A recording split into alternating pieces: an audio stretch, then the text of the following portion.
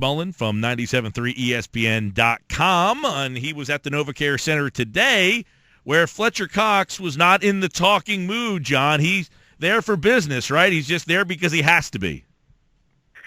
Yeah, pretty much. And they had a 45-minute open locker room period before practice, not after. And being the veteran that he is, being the veteran that Darren Sproles is, they know how to work the system.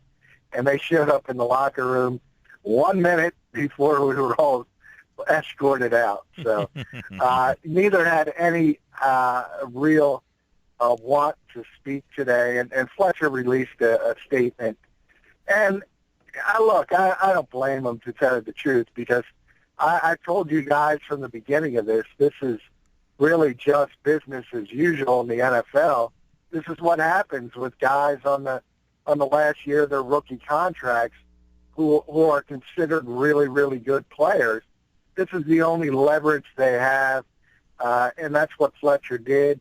He showed up for the mandatory stuff as I expected him to, and that's all the Eagles can ask for until actually a deal gets done, and Doug Peterson is intent and hopeful that happens before training camp. So, John, what will his participation? Is he just there as like, hey, I'm here because I have to be? Is he actually going to do anything?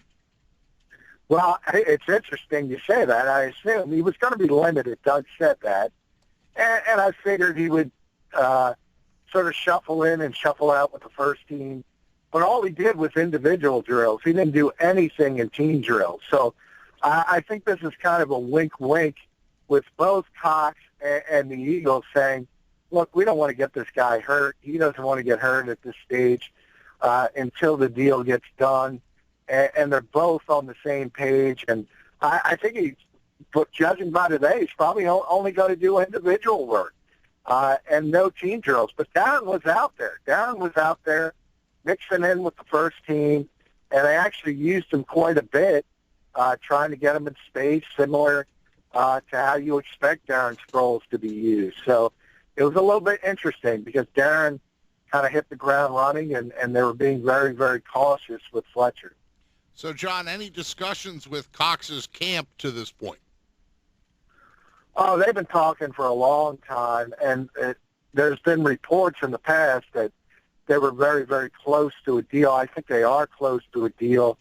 But this is a massive contract. This is going to be upwards of $50 million guaranteed, potentially. So at the end of the day, both sides are going to be very happy because the Eagles think they have an all-pro level player, and Fletcher's going to get paid like that. It's just a matter of getting it done. You saw Harrison Smith sign a couple days ago with the Vikings. He's considered one of the best safeties in football. Same thing was happening with him. Last year of his rookie deal, they had been speaking for a very long time, and they finally get it done, and he's the highest-paid safety, at least until the next guy's up. And the same similar thing is going to happen with Fletcher Cox whenever pen is put to paper. Talking with John McMullen, 97.3 ESPN.com, and, he was asked today, Peterson was, if he gets involved in the discussions. He said that's all Reuben, really, but has he even – it seems like Peterson hasn't even spoken to Fletcher Cox. It's like they haven't even talked, met, nothing. No, he claims they haven't. Certainly, they would have had to today. Don't you find that odd? A little bit. And I think some of it is Doug just trying to fend things off and say, look, this is Howie's purview. This is not my deal. He works the contracts. I coach the team. So I think that's a lot of it. Obviously, he's back in the building now.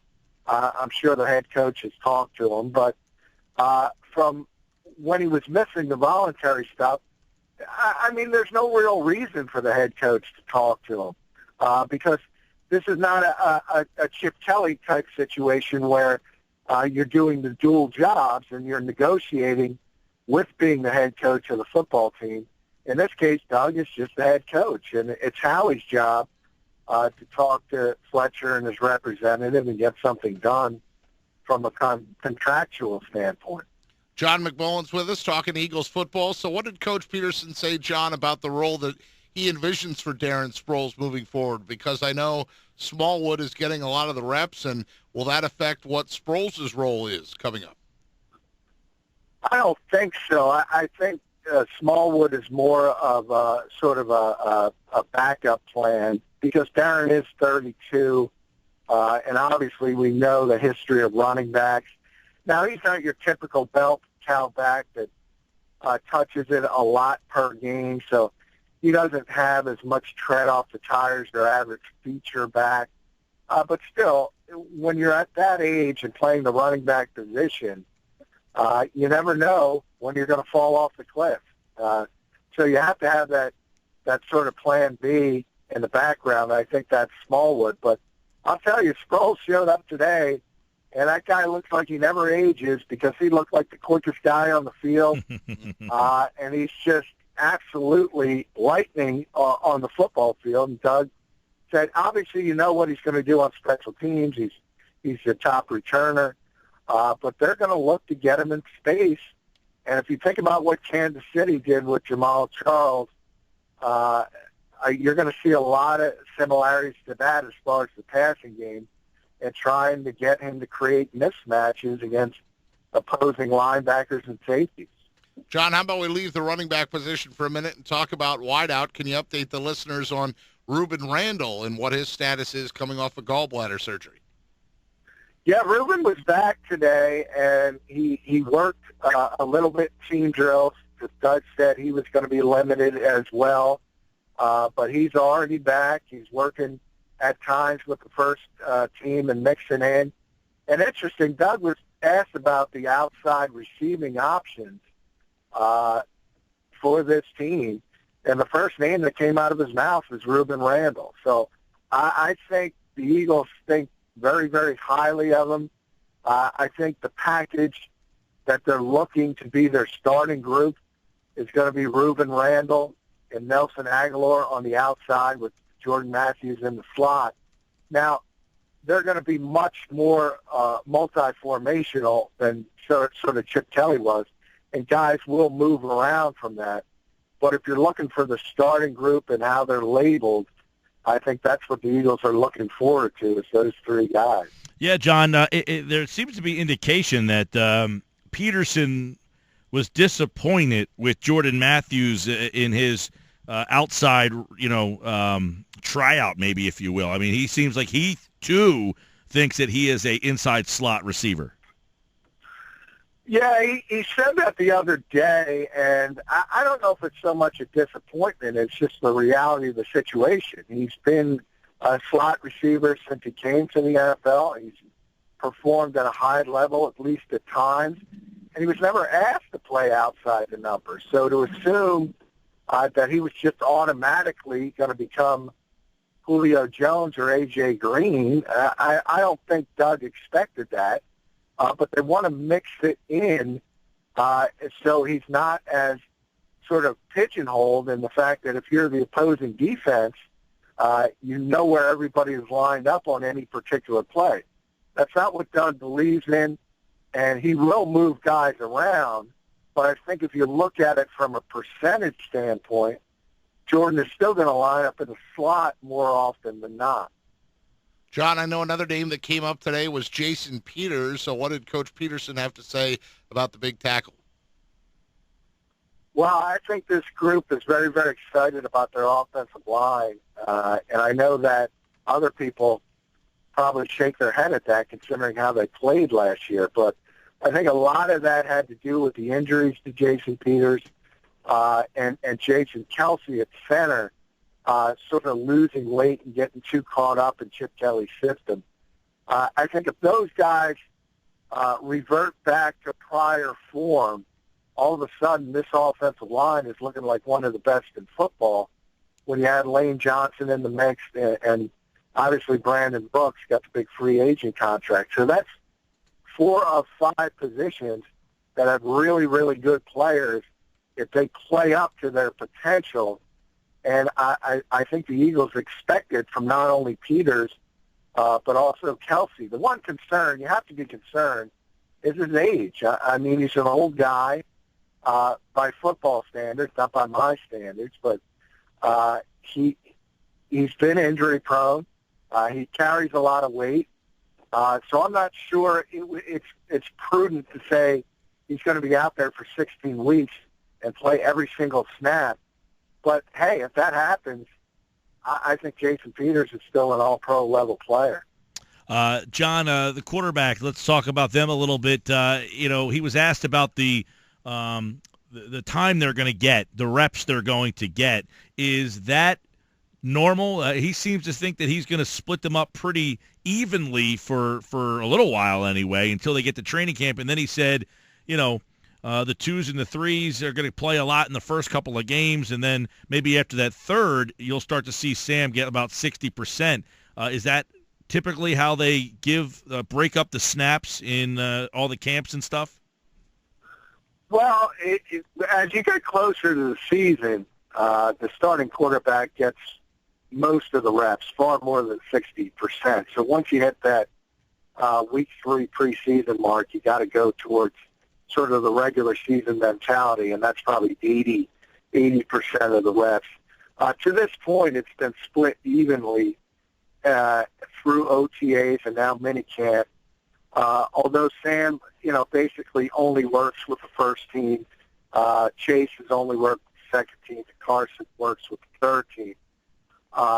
So that demarcation line is still there, but they get the same number of reps. And I understand it at this point for what the Eagles are trying to accomplish, and that's the fact that they want Carson Wentz to get up to speed as quickly as possible. But once you get closer to the regular season, and if your plan is to start Sam Bradford, by all indications it is, at some point you got to put your foot down. He's differing a little bit from Andy's philosophy, and it makes some sense because, especially when you're at this stage of the game, at minicamp and previously OTAs, what you're trying to do, what you have in Jason Peters. You know what you have in Malcolm Jenkins. You know what you have even with guys like Jordan Matthews and Zach Ertz, who are proven younger players. You want to look at the young guys, and you want to judge them, and you want to see if you have something there. And I think we've seen it with Smallwood, as Pete mentioned. Jalen Mills got a couple looks with the first team a couple weeks ago. So those are the guys you really, really want to sort of decipher if they can help your football team. So from that aspect, I kind of like Doug's mentality because that's what training camp and minicamp should be for, and that's to sort of try to figure out and develop things with your younger players. John McMullen's with us. John, I want to play a bite from you from Frank Reich. This was today on Sirius XM Radio. He said this about Carson Wentz. I'm not sure I've been around a guy who has as high of an aptitude as him at this age. It's really, really good. And, then he has the work ethic to go along with it. But he also has a maturity. He has a maturity and a class about him, to understand his role and understand, he's got to earn his stripes. And he's doing that. He's got a great attitude about it. It sounds like everybody is very impressed and maybe more impressed than they thought they would be with him. And is that part of the reason why he's getting equal reps? I don't know if that's part of the reason. I know everybody in that organization is impressed with him as a person in the off-the-field stuff as far as the work ethic and the football IQ and the willingness to do whatever it takes to get better. That's one of the reasons they sort of went outside the box and tried to get up and make the move to get him, because that's how much they believe and that he will do everything possible to succeed.